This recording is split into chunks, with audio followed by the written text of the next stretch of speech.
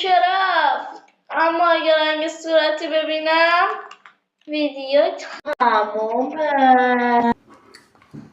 داخل این ورد کاملا زیبا میزنیم پینک مساویس با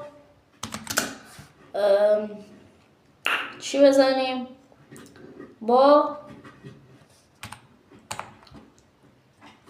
گیو چجوری می نوشتم؟ اینجوری می نوشتم؟ آقا شما فرض کنید گیه.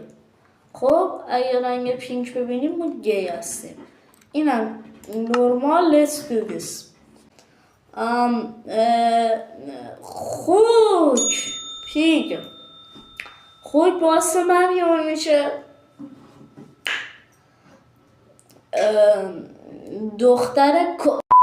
دختر صورتی باعث مریم میشه. نه چی ببخشید نه اسپان شدیم و خوک این دور اطراف نیست و الان هر لحظه امکان داره ببینیم و گی بشیم.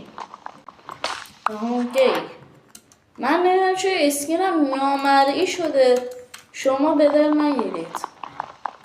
فکر کنید از همینجوری سرمو میندازم بالا میرم اینجا. بذار ببینم الان اسکین من کو. الان نه الان اسکین من کو.